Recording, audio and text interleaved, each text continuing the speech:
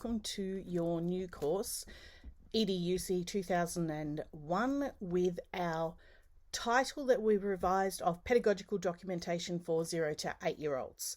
So you may see it listed as Planning and Evaluation, yes, but we realised that it needs to be more encompassing, so we've renamed it to be Pedagogical Documentation. So our plan for this week, we're going through very simple course outline explanation, but I will go through that a lot more in our tutorials. We're going to look at some of the key processes and things that are underpinning this course. We're going to look at the changing nature of our early childhood education in Australia, our early years learning framework, and then a really simple explanation of what is pedagogical documentation, but that's what we'll go through in a lot more detail next week. So expectations. So as normal, high degree of professionalism, please. Can you try and do readings prior to your tutorials? And the same with watching and viewing and listening to the lecture. Try and do that prior to the tutorials as well. It just gives us a much richer source of discussion when we're in our tutorials. And we are going to be expecting you to be on campus for your tutorials. So check on allocate what room you're in. We're in 2 different rooms. The Tuesday and the Thursday are in different rooms, and we're not in the early childhood room. So make sure you check. And hopefully we will be going out to the school. I haven't confirmed dates yet with the school, but hopefully it'll be in the first 2 weeks of term 4 that we will be going out to the school to have our wonderful lessons with our young children. And I'll check with Jason and Bernadette, the 2 principals of our schools that we'll work with, and see what and how we will make that work for us in term 4. Because COVID's been a bit of a pain, hasn't it? So let's have a think about our Australian context that we have for early childhood.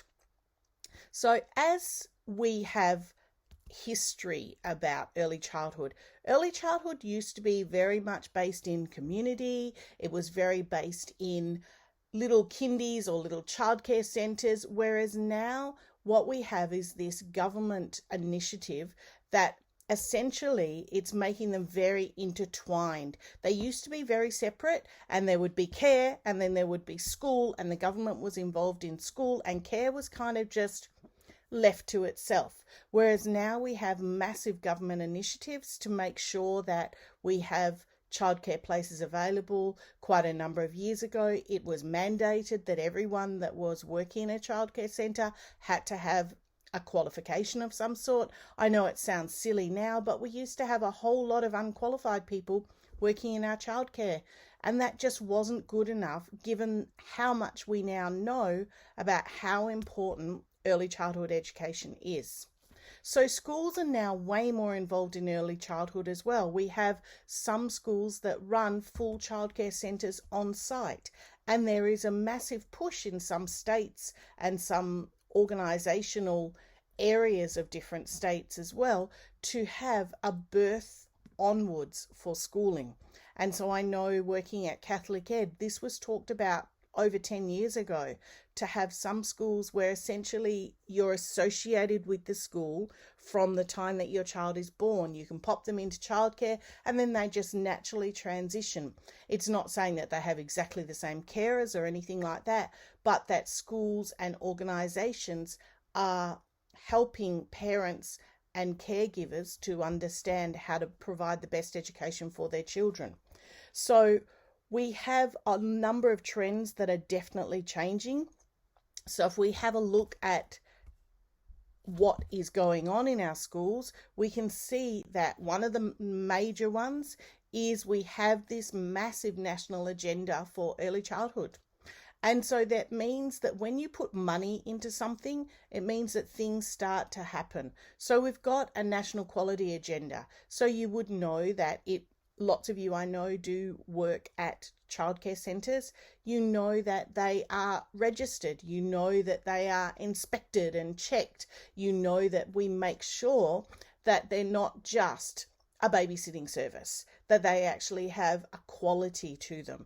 And that's what the agenda is. And that means that we're making sure that every child has access to high quality childcare. So there's a commitment from the government to understand that idea of lifelong learning. The government's recognising that importance, and when they recognise importance, it means they give it money, which means that therefore our quality of our childcare that's available is at the highest level that we can possibly wish for in Australia. We're making sure that we have positive outcomes for all children, and that we're not just providing childcare in areas that can afford it, but you'll notice that there's a sliding scale of support for childcare services. So if you are disadvantaged, you're on a very low income and so on, it doesn't prevent you from accessing childcare. The childcare centres are subsidised for different places depending on the parent's level of income and so on. Now, what we've also had quite a number of years ago is our early years learning framework was developed. So it's a national framework. Now it's implemented to varying degrees around Australia. I found when I was doing work over in New South Wales, it was quite different over there compared to over here. Whereas in WA, we have a massive investment of time and energy into our early years learning framework, and it is integrated into all of our planning documents that we have here at Notre Dame, but more importantly at schools as well. So our early years learning framework, it's a national one, and it ensures quality and consistency in our delivery of our early childhood programs. Now it covers birth to 5 years, and it provides support for that transition into those formal years of schooling. So if you think about what you already know about it, what you've already seen in our schools, so let's have a look at what it is defined as. So it forms our foundation. It explains how and why we're doing things the way that we do them in early childhood, and it provides a good theoretical and pedagogical base for things. It emphasizes our play-based learning, but also the idea of the importance of things like communication, language, including our early literacy and numeracy, together with that wonderful implementation of our social and emotional development. So when we look, we have 3 major themes of our early years learning framework: our becoming, our belonging, and our being. And they are then intertwined with the structure of the document. So what we've got is the becoming, belonging, and being. They sit around the outside, and then we have our learning outcomes, our principles, and our practice sitting alongside those. And of course, at the very center is our students and our children's learning. So our very early learners, they're the people that we keep at the center of our early years learning framework. And we make sure that we build our outcomes, our principles, and our practices to complement those. So if we have a look at our pedagogy and our principles. So the first one is that we provide secure, respectful, and reciprocal relationships. It's not a power base where the educator is better than the children or anything like that. It's about our reciprocal relationships. We have great partnerships, and those partnerships could be with the caregivers, they could be with the local school, with the community, and so on. We value those partnerships. We assume that we will have high expectations, and most importantly, there will be equity regardless of your income, regardless of your educational prior experiences. There will be high expectations for every child and equity of expectations. We will make sure that we're respecting diversity, and that diversity can be a diversity of as simple as the socioeconomic status of the students, the cultural diversity that would be within your community, as well as your cognitive and developmental diversity as well, not just looking at one aspect of diversity. We're making sure that we allow for the ongoing learning and our reflective practice, and that should be within all of our experiences and our way that we record the learning, the way that we think about how we're interacting with the children, and so on. When we look at our practices, we have holistic approaches. We're responding to the children. We're not just doing what we want to do as the educator. We're building in learning through play. We're not just focusing on the learning. We're putting in intentional teaching. We're making sure that we're not just sending the children off to play and being a babysitting service. We're making sure that we're having carefully considered learning environments. They're planned, they're thought about, they're designed learning environments to best enhance the abilities of the children and the things they need. We're making sure that we have a high degree of cultural competence with every one of our educators, and making sure that that is part of what we build into our experiences. We're thinking about how we ensure a good continuity of our learning experiences and our transitions from different areas within our education. So we're transitioning from our early childhood environments that might be in a childcare into an early childhood environment that might be in a kindergarten in a school, or it could be that your childcare centre does from 0 to 5-year-olds and then they transition into pre-primary in a school. So certain childcare centres are set up in different ways, and as I said, some are attached to schools and some are completely separate from the school but work with their local feeder schools. And then we want to make sure that we have assessment for learning. So whatever we're assessing and looking at from the student development, we're making sure that that's part of their learning processes, and how we then design our play-based environments, our intentional teaching, all to develop that assessment for learning. Then we need to think about how we create a conversation about our learning outcomes.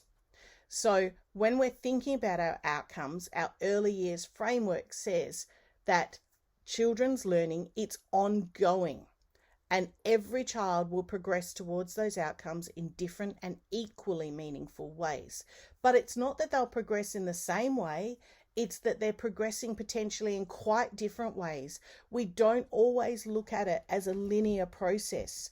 We want to make sure that educators are thinking about the individual child and how they are implementing activities, environments, designing experiences, thinking about the provocations and having the child at the centre, and then always considering where do you want them to go, where do they need to go, creating those intentional moments within a play-based environment.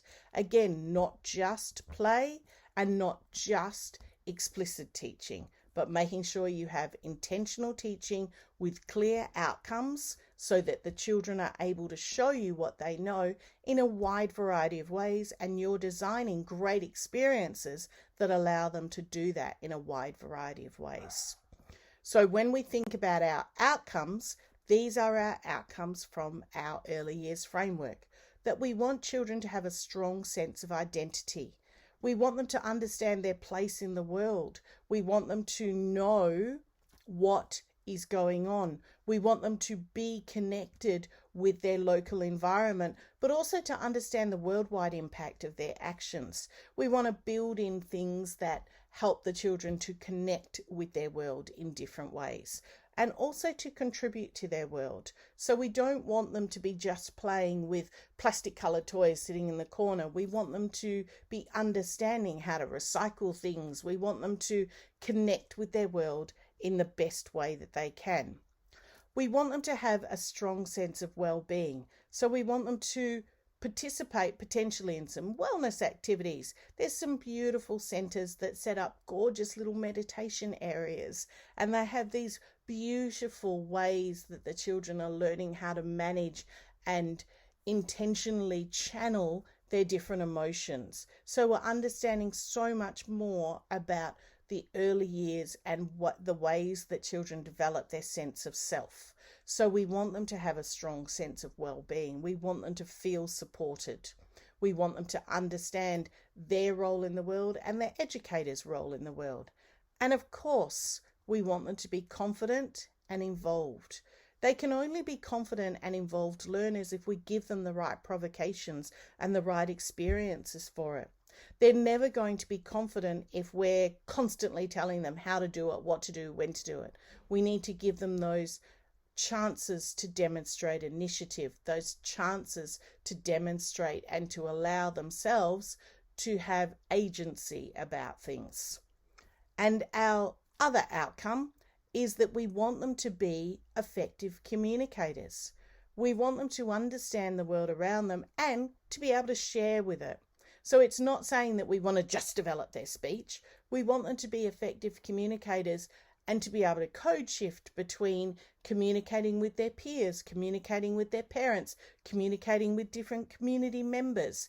We want them to be effective communicators in their verbal language, in their non-verbal language, in their physical language. We want them to be able to be an active member of society. We don't just want to focus on teaching them their letters and numbers once they hit 2 years of age. We want them to be effective communicators in every different form. And that's such a broad thing, but it gets translated into some really narrow areas that we see in some of our childcare centres, and especially once we start to get into our schooling system. So then if we have our early years framework guiding us through everything that we have, our whole focus for this course is all on pedagogical documentation. Next week, we're going to go into this in a lot more depth, but I wanted to give you a little overview to explain what it could possibly be. So our pedagogy, you hear this word all the time in your course. Pedagogy is about teaching.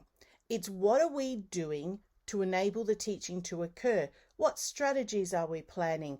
What experiences are we considering? How are we taking into account the needs of the children, the needs of the curriculum, the external demands that we have, the concerns of a caregiver, our concerns? What are we doing to enable our teaching to occur?